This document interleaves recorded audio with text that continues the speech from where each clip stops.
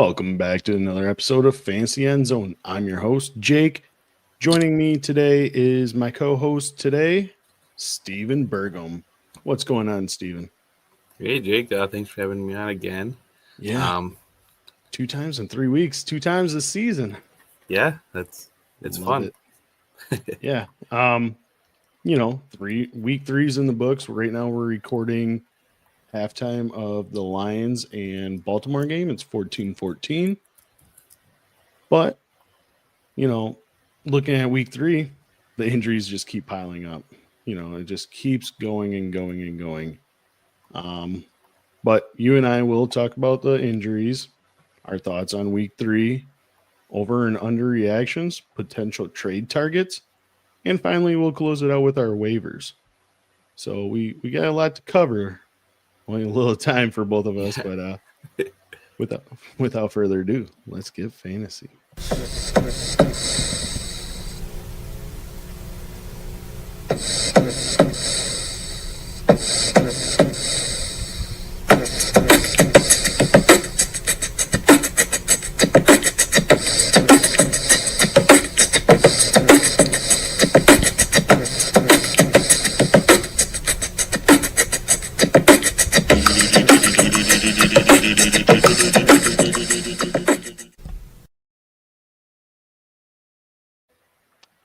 All right. Well, you're Steven. Tell the listeners and viewers a little bit about yourself. Give them a little taste of what you are or who you are. I'm Steven. I'm Jake's brother-in-law. I am a huge fantasy nut, I guess. And I basically do fantasy and play golf. Yeah, I mean, I was going to be like, how did you spend your week 3? But I already know exactly what we did, or you did. Yeah. You just had a birthday last week. Congrats. Way to join the 30 club. I won't tell you, but it only goes downhill from here. But yeah, so week 3, we spent pretty much all day on the golf course. And hey, you know what? With how bad the Packers played, and that's the teams that we both root for, I don't think we missed too much there, but we did miss a lot of injuries nonetheless. Yeah, there was a lot this week.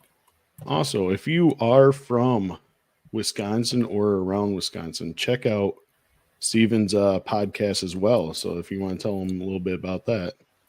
Yeah, so I am the host of a podcast, The Bogey Breakdown. My brother and I are trying to go and document our journey playing every golf course here in the state of Wisconsin. So this is our first season. So yeah, check us out. Definitely check out The Bogey Breakdown. Well, where do we start with injuries? I guess let's just start with the bad news. James Conner injured his ankle. It's severe enough. He went under surgery, I think, RA today. And it's been reported he will miss the rest of the season. Steven, what do you think about this news, and how do you feel about it?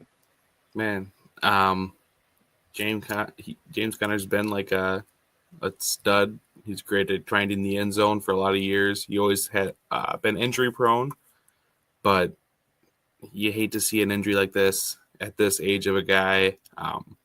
Kind of feel like it might be the end. It does give good things for those people that are holding Trey Benson.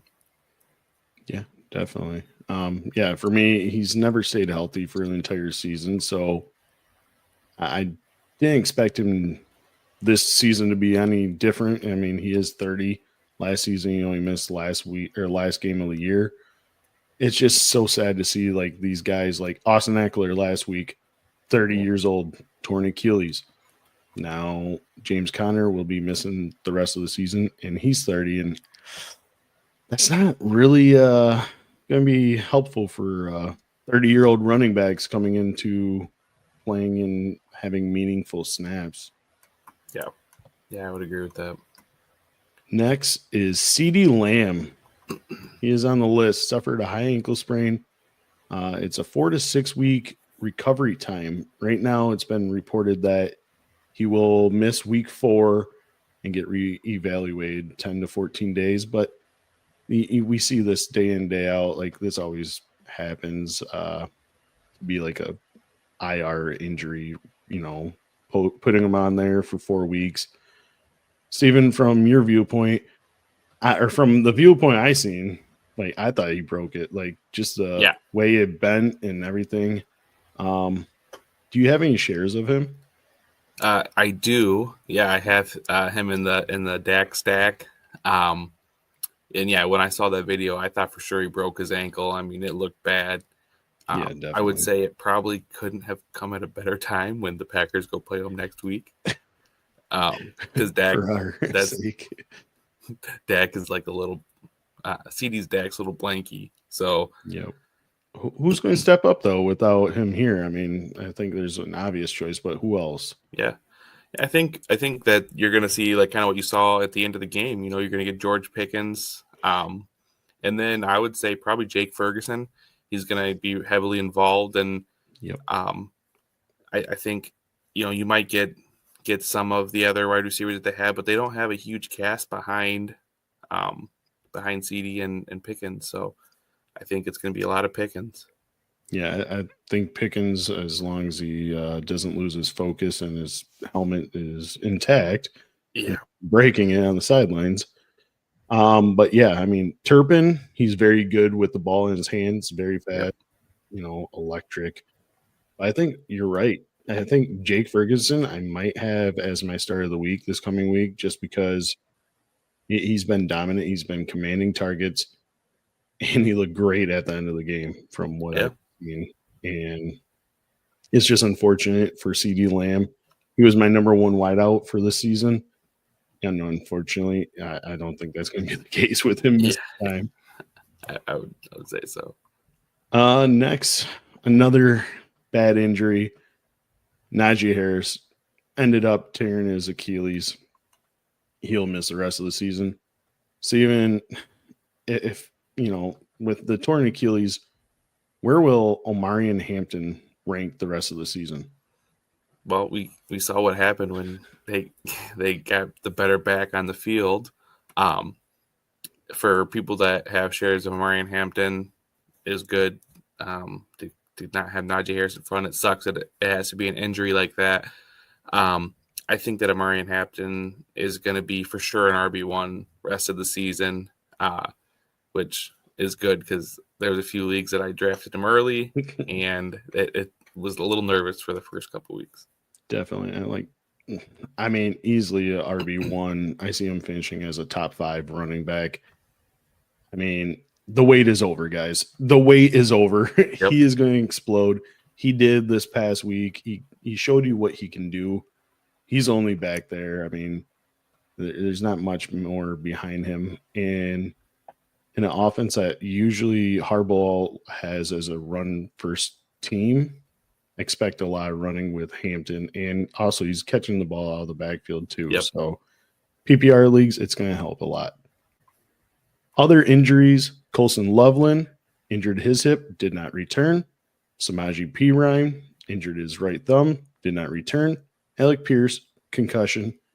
Dynami Brown out with a shoulder injury. Michael Mayer, concussion. Tyrone Tracy suffered a bad dislocated shoulder, will miss time. Terry McLaurin injured his quad, did not return. And Mike Evans, it was only a matter of time before a hamstring was going to be coming up, and he went out, and I'm sure he's not going to be playing soon enough. Which of these injuries are you worried about, and what is your thoughts? I'd say probably like the biggest one, obviously, is Mike Evans, especially with having Chris Godwin out right now. It's not a great time for him, to get an injury like that. I think that's going to hurt Baker and the Bucks. I think that probably out of the rest of these, Tyrone Tracy, I'd say, would probably be the biggest one for a boost for a guy like Cam Skattebo. Yep. But the rest of them, Terry McLaurin was finally getting kind of after this holdout. You see this every year, and it's like I wish guys would see that, like, yes, these guys that hold out, they're getting this money, but for the most part, every single one of them gets injured. They come back, you're not ready to play football. They come back, they get injured, and then it just takes them forever to get back into the offense too, I feel like. Yeah, build that rapport with his quarterback. I mean, he was missing him this week, and Yep. I mean, it just sucks. Mike Evans, yeah, that's a bad injury because it happens each year, and every year it gets like another game on top of what it was the year before because he's getting older. Yep. And I mean, hell, this is amazing news for Emeka Ibuka owners. Like, Yep. This is amazing. But like you said, Chris Godwin, we don't know what's going to happen. When is he going to return? Hopefully, Evans actually returns quicker than we expect. And who's the other guy that they had last year? He's on McMillan. Yeah, Jalen McMillan. He's hurt too. He's Yep. on IR with a neck injury. So next guy up is Sterling Shepard, I do believe. And Tez Johnson. Tez Johnson might be a great add as well, though, in that because Tez Johnson will take the Mike Evans role and stretch the defense. Don't be surprised if he's a big add this week. Terry McLaurin, yeah, it just sucks. I mean, we'll know more about his injury later this week, but I just don't know what to do just because I was expecting him to start clicking right now, and unfortunately, he just went down. Yep. Let's take a look at some of these games.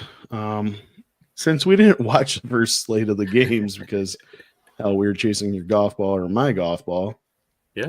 What was your favorite box score watching game? I liked the Jets and the Buccaneers game. That one was just fun, to kind of keep tabs on, and the Rams and the Eagles game. And it's been a ton of fun watching the Colts and seeing Danny Dimes just come out there and looking like he was a first-round quarterback. Yeah. Kind of just shows you that New York is just not good for quarterbacks. Those are probably my favorite ones to watch. Maybe not good for players, like Saquon just goes off and yeah. But yeah, I couldn't agree more. I'm happy that Indy, I mean, their defense has been pretty solid as well. Yeah. Jonathan Taylor Taylor's RB1 so good. material. Is he picked up right where he left off last year? Like you and I, we were talking on the course. He's looking like a stud, and I love it. Yeah, and it's good for the team, and it's good that he's a Wisconsin boy, and it kind of shows he was the number 2 running back picked in that draft. He should have been number 1. Everybody had him as number 1. They just didn't pick him number 1. Yeah, and then as the first running back because he was from Wisconsin. Yep. And then on top of that, like the best thing is, yes, Danny Dimes will take touchdowns away occasionally, but Anthony Richardson last year always took touchdowns away. And this week, 102 yards, 3 touchdowns, and he still caught 3 balls for 16. Like he's performing in both the run game and the rush or the receiving.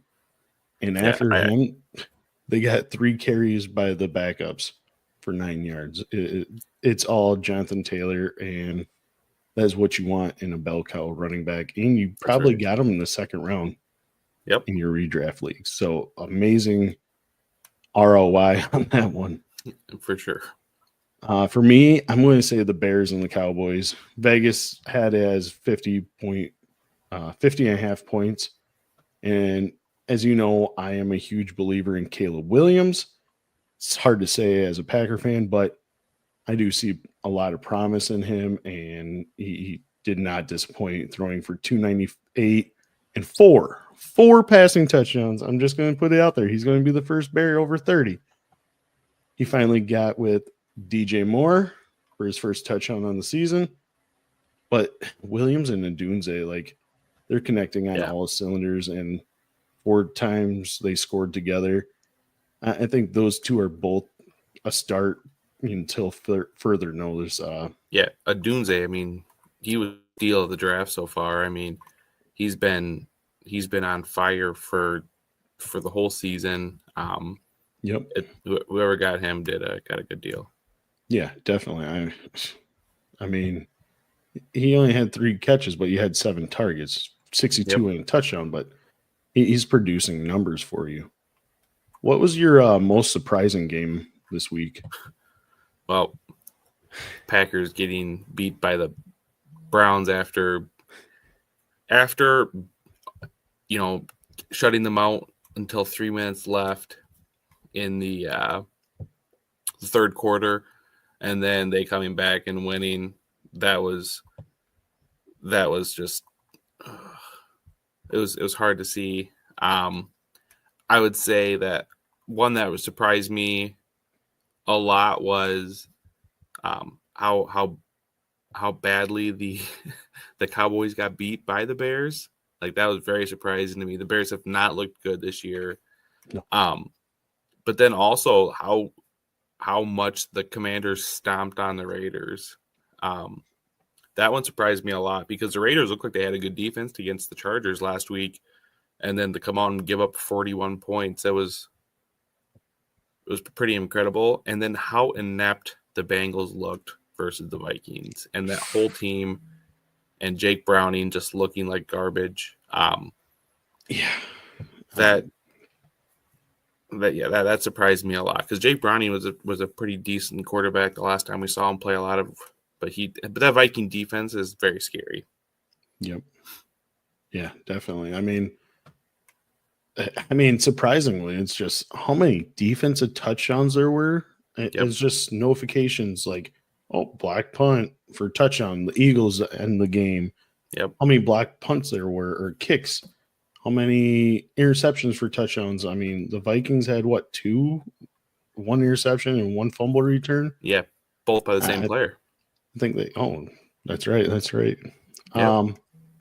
I think they just actually said on the game today, there's like 7 or 9 defensive touchdowns, first time in like 20 years. It's just crazy in one weekend. Yeah, there was a lot. My most surprising is easily the Falcons getting shut out by the Panthers. I thought it was supposed to be the other way around. Thinking Falcons were going to walk all over them, and wow, Michael Penix had a rough game and was later replaced by Kirk Cousins, which potentially they're shadowing what he can still do, Bengals, for a potential trade, and you never know. Never know. Yeah. I don't know if the Bengals can afford to trade for him. I mean, I'm sure they could. Falcons can eat his cost for a while. Yeah, they'd have to eat a lot. Yeah. And then also like Bijan Robinson, he had 72 yards, but I was expecting at least 100 plus a score, if not more.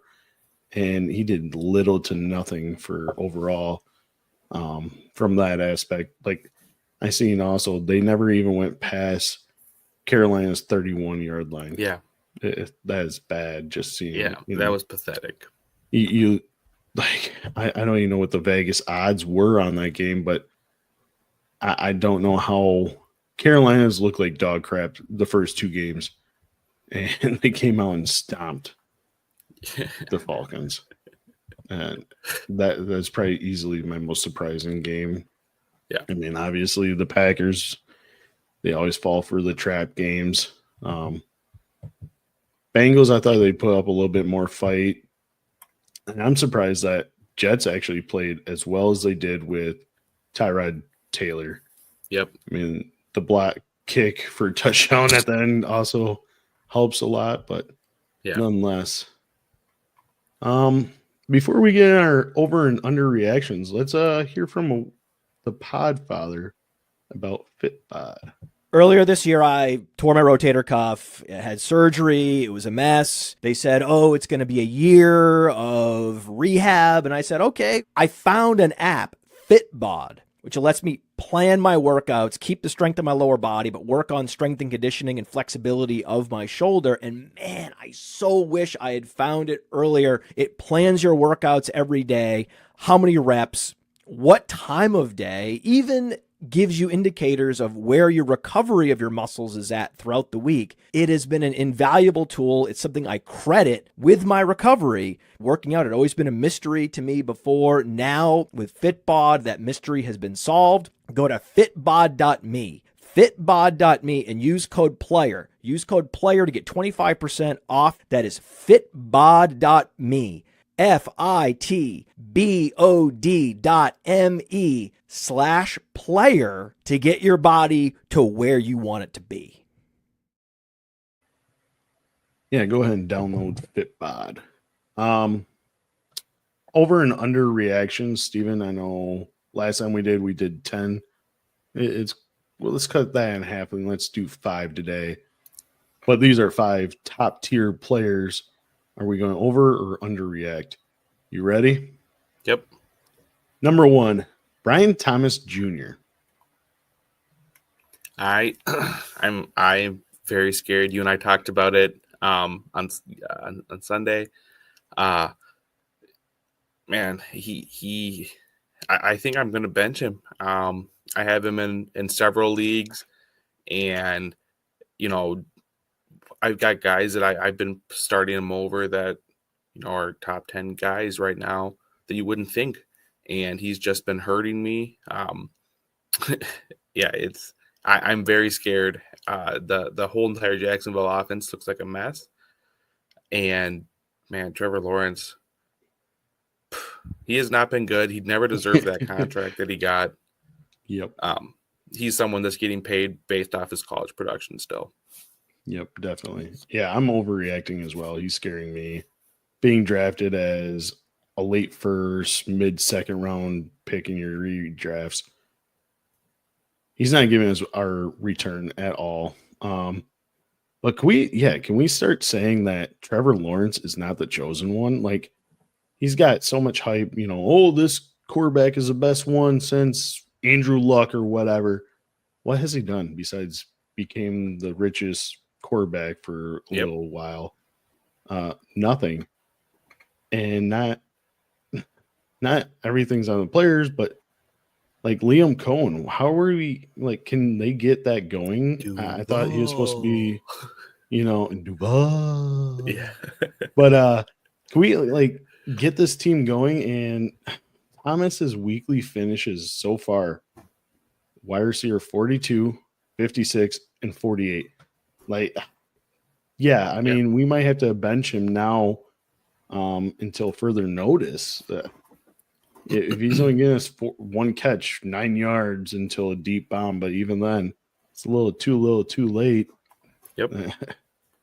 It's scary. Yeah, and then also how bad is that wrist injury actually? And we also seen videos of him giving up on plays, not putting himself in that, making a business decision. Even the announcers have said that in week 2. It's not something you want to hear or think about. But I'm scared of him, and I'm overreacting for this as well. Ashton Jainty.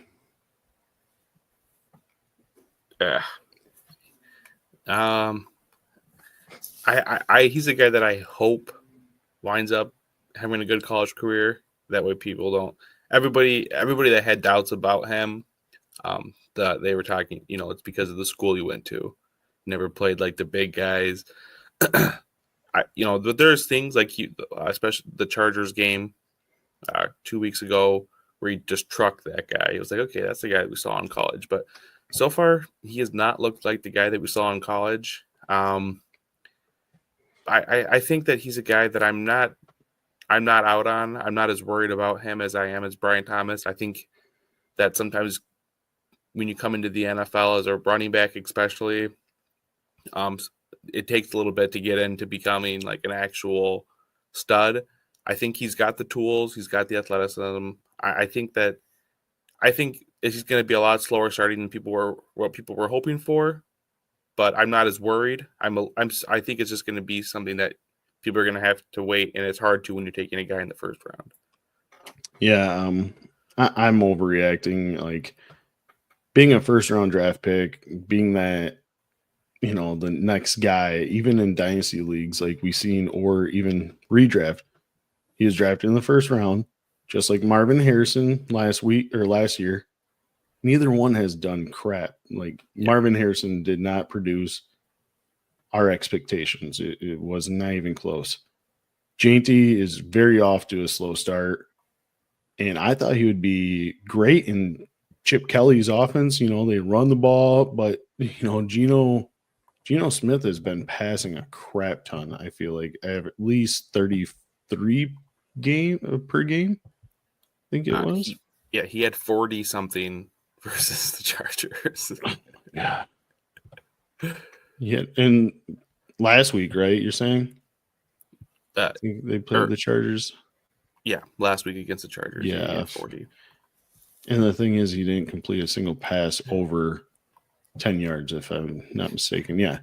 So he's had 29, 43, and 34. Like, those are not Chip Kelly / Pete Carroll kind of quarterbacks.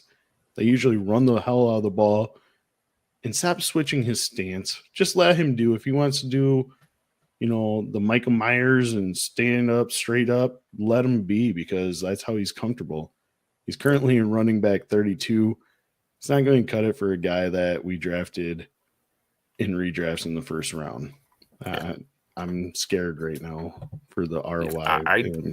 I didn't draft him anywhere, which might be why I'm not having the same reaction. I just felt like with their offensive line and stuff, I just didn't really like him. So yeah, I took him in a lot of best ball leagues in the end of the first round. I also paired him up with Christian McCaffrey in a lot of them, but nonetheless, still scary. Yep. All right, moving on. Lad McConkey. How do you feel? I'm very worried. So last year they didn't have Keenan Allen. Him and Keenan Allen play the same roles. I didn't draft him anywhere this year because I was already worried about it to begin with. And then you saw, like, at the end of last year, Quentin Johnston started becoming the guy that they drafted him in the first round to be. And so far this year, it's been, Quentin Johnston and Keenan Allen show. It's hard when you got a guy that's had so much rapport with him to come in and take over the same role in Keenan Allen. So he's a guy that I would say I have red flags for. So unless something happened to Keenan, I think that he's probably going to be the second fiddle there for him. And then you're not getting the same downfield throws as you do if you're Quentin Johnston. Yeah, I mean, Quentin Johnston couldn't freaking catch a ball to save his life last year. Yep. This Keenan Allen, god damn it, man. You blocked Roma Dunze last year. Now you're blocking Lad McConkey this year, but McConkey's getting outproduced by his two teammates, like you said. Keenan Allen is currently wide receiver 5. That's insane. And then on top of that, Quentin Johnston's wide receiver 7 right now. Like, yeah, those two are just mega producing. And Lad McConkey was supposed to be the alpha there, and he is wide receiver 40. I know this is more of a run-first team. I mean, maybe it's going to switch a little bit because, the injury to the offensive line with Slater early on, out for the season. Now we have an injury to Najee Harris. I don't know what to expect, but you even look at the target share. Allen, 25%. Johnston, 22%. McConkey has 19%, but those 19 are not that great of numbers at all compared to his teammates. So I am scared, especially he was a second-round draft pick and redrafts as well. But, yeah, it's scary seeing that. I don't think he finishes as a wide receiver 1 this year, and I would be worried about him finishing in that wide receiver 2 range. Yeah. I don't even know if he's going to be top. I don't know if he'll be in the I think he'll probably be between 20 and 27 probably. Yeah, top 30. It's on the fringe right now, you figure. Unless if he could get some of those performances late like he did last year, especially the playoff game having 198 yards or whatever it was. But not when you have Allen and McConkey or Johnston taking all the every target for touchdown and everything else. How about T. Higgins? Your feels? He's another one. I'm out on T. Higgins. I've been out on him. I didn't draft him anywhere the last 2 years. He's just a guy that he's so injury prone, and yeah, he can have a week. In best ball, he's a great best ball player because he can go out there and he can win you the week. But then he can go out there, get one snap, and then you don't see him the rest of the game. And without Jake Browning, and having Joe, or with Jake Browning and without having Joe Burrow there, I'm out on T. Higgins. If I had him, I'd be trying to trade him, which it's going to be hard to do, but I don't think you're going to get much for production out of him this year. Yeah, especially trying to trade in redrafts is so hard, but I don't know what else to say for him because, like you said, he might get one catch. That's what he had this past week. I'm not mistaken, something like that. He's been overshadowed by Jamar Chase. And then the downgrade from Joe Burrow to Jake Browning doesn't help either because Jake Browning is going to be like, oh, I'm going to do the best player on our team, Jamar Chase. And he's and if you look at when he played with Jake Browning last time, he did not have a good, and he had 2 good games, but Jamar Chase wasn't playing those 2 weeks. So exactly. And his ADP was 32, so early third or middle of third round, and he was 14th wide receiver off the board. He is giving us wide receiver 60 numbers, and it's going to only go downhill because, like we said, Browning's not Joe Burrow. Yeah, and we've seen what he was before with Jake Browning. So I'm in with you of trying to get out as quick as you can. Our last guy, Breece Hall. Talk to me. I'd say I'm pretty worried about him too. He was a guy that his production has been going down the last couple of years ever since his injury. And he just doesn't look like the same athlete that when he was his first years coming into the NFL. He doesn't look as explosive. He has a few runs where it's like, okay, I can kind of see him coming back. But to me, that whole team still kind of looks like it needs help offensively. And the thing, I guess his saving grace for Breece Hall is that you probably didn't draft him to be, a top running back. He was kind of going later in drafts. And I just think that you're probably going to hope that you have better players and maybe play on matchup dependent. Yeah, definitely. Hall dominated in week 1, giving us RB10 finish on the week. Since then, he hasn't produced much. In favorable matchups as well, running back 43 and 28. Ugh. I mean, this is a running back by committee for sure. They've been preaching about it all off season, and he's averaging 59% of snaps. I would not be surprised if that number keeps on going down as well. And I'm going to just predict Breece Hall for DJ Moore. Both teams need that help, with Luther Burden, showing out what he can do. He could be DJ Moore's guy or replacement for DJ Moore. Plus DJ Moore gets to play with Justin Fields again, where he had his best finish. And Ben Johnson gets his running back of the future, Breece Hall. I've been thinking that for a while. I don't know if it'll ever happen, but don't be surprised if he's traded by midseason. Yeah. I mean, they are 0-3 right now, so I would not be surprised. And speaking of trades, give us a a trade target you're considering and why? Yeah. So for me, this might be weird just because I spoke poorly of the team earlier, but I think that Chase Brown is a trade target for me. Things have not been going very well with the Bengals this year after Burrow got injured, but they just played one of the best run defenses in the league in Minnesota, and they're going to have a pretty difficult game coming up here against Denver, and he's a talented running back.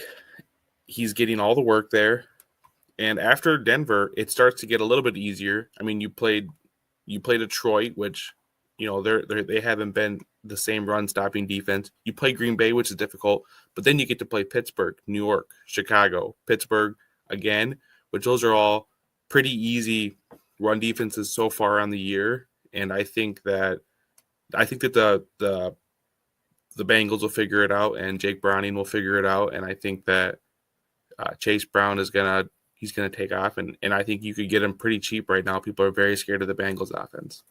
Yeah. I mean, also on top of that, yeah, for PPR leagues, I think he's going to get a lot of checkdowns because Browning doesn't want to get hit like Burrow did, and so he's going to check it down a lot, which gives Chase Brown a lot of targets. I mean, he had 5 this past week, caught 4 of them. Yep.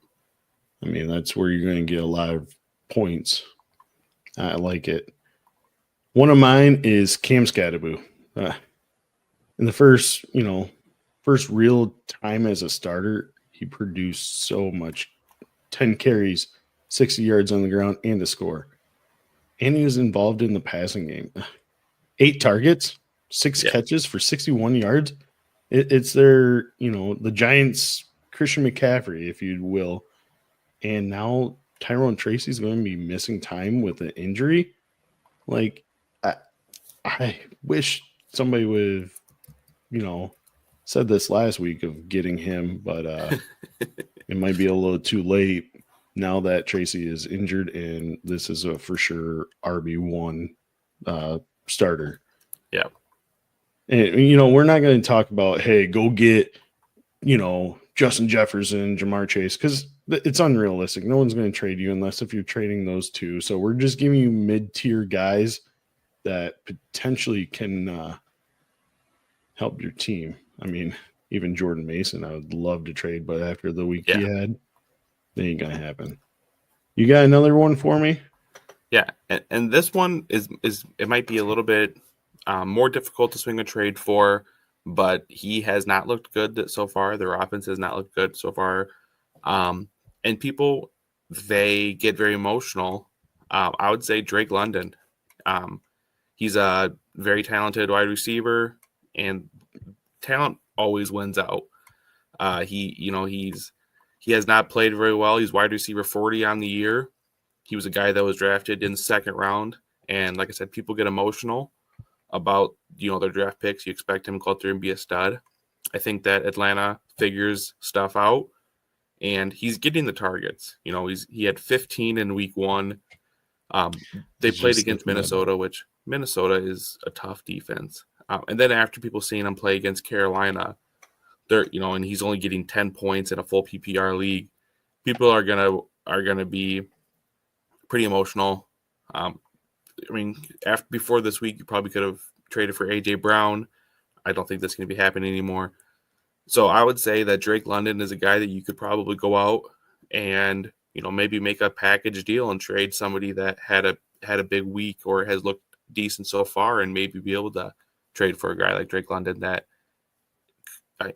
is probably going to still finish at least in the top, the top 20 guys. He's not going to be the number 1 anymore, which I thought he might have a chance, but he's a guy that he's a stud, and I would say try to trade for him.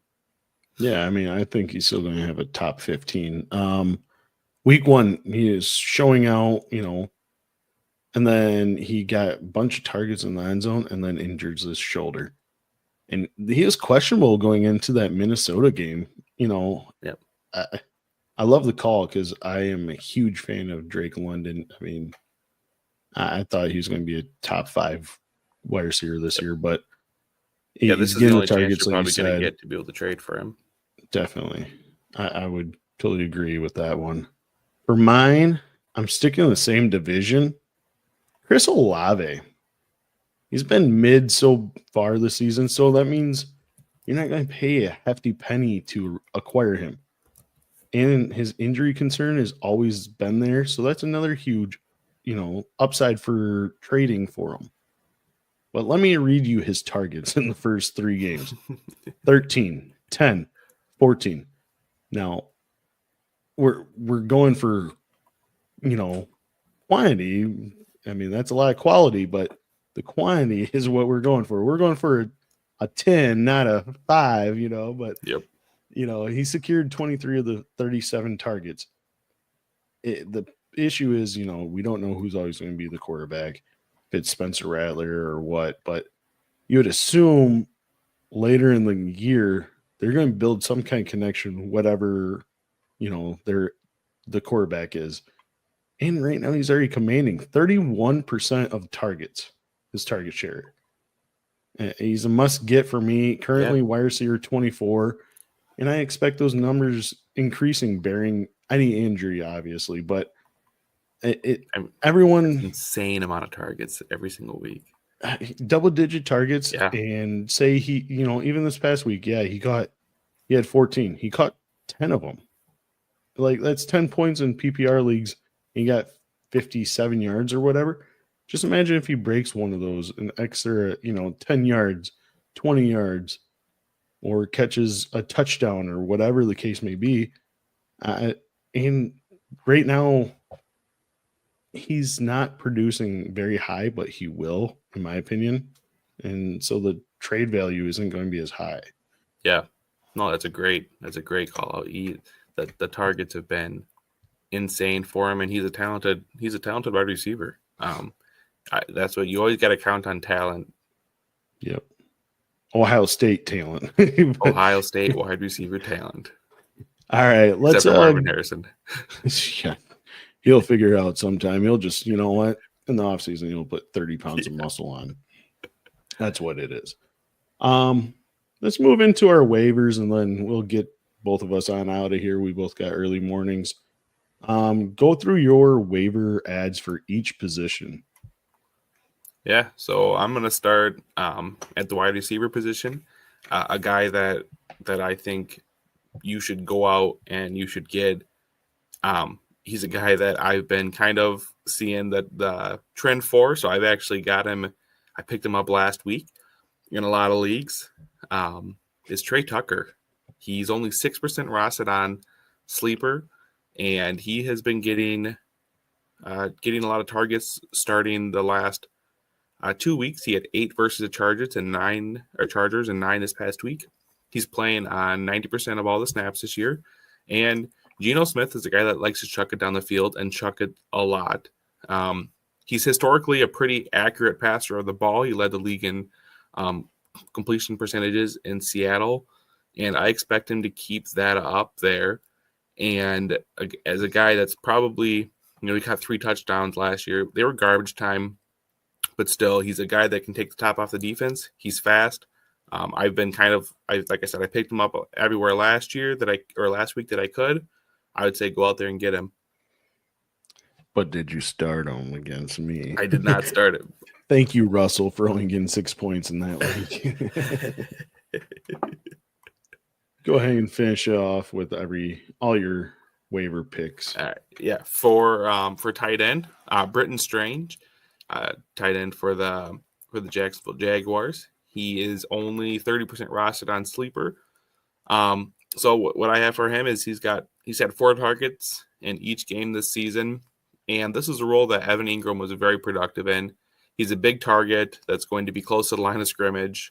You hope that Trevor Lawrence will be able to see him and maybe get him the ball a few times, unlike he can do for the wide receivers. For my running backs, so I'm gonna do my main one is Chris Rodriguez from Washington. He was a healthy scratch for his first 2 weeks, which you don't like to see. But Austin Eckler is out now, and he came in and he started the running back. It is a running back by committee, but the coaches did say that they want to get Rodriguez in at the goal line, and he's a flex player that has touchdown upside.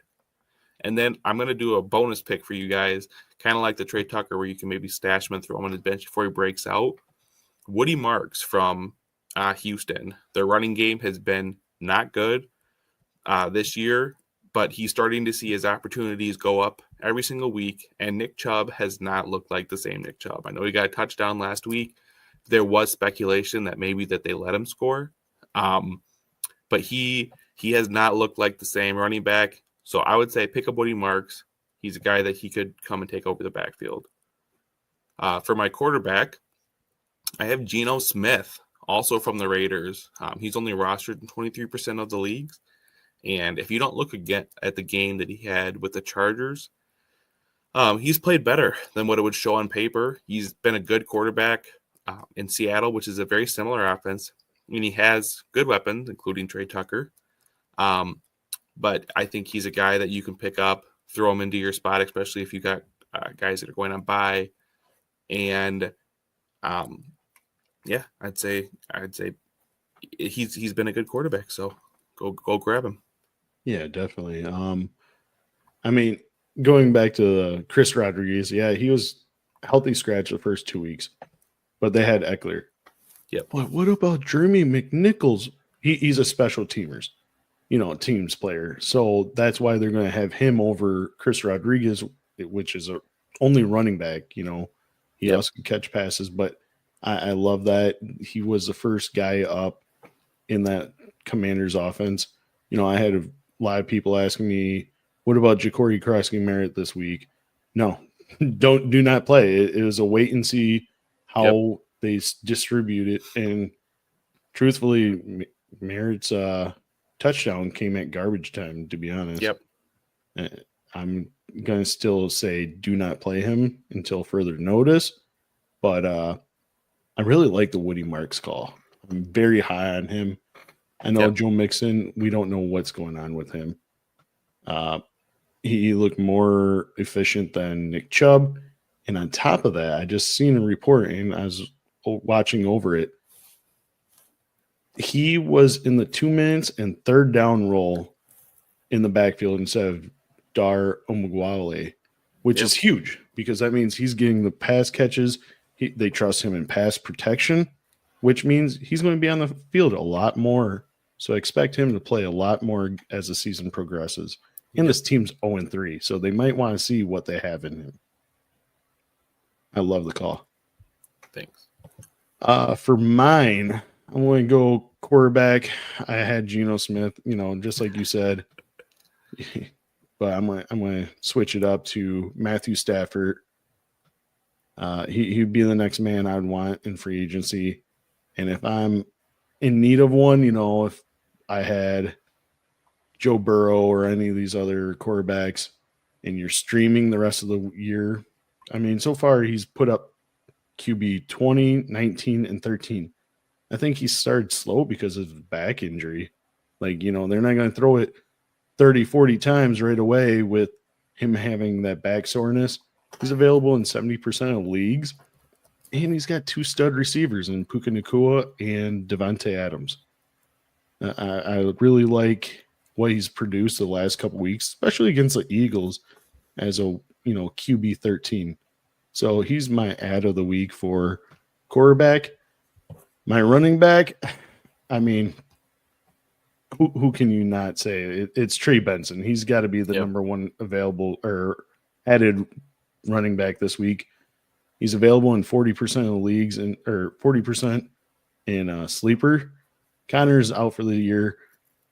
I mean, I might just put 50% of my budget down if I have him, going after him. He's going to be involved in the passing game. He's almost averaging over 6 yards per carry. Don't overthink it and just go out and get Benson. My wide receiver, I do like your Trey Tucker. I'm going to go, though, Alec Manor, something like that. Yeah, Alec Manor for Tennessee. He's playing over 70% of snaps. He's a rookie. Week 1, he struggled. Week 2 and 3, he's put up wide receiver 2 numbers in back-to-back weeks. And once again, Cam Ward has not looked great at all. But he's found a manure back-to-back weeks for touchdowns.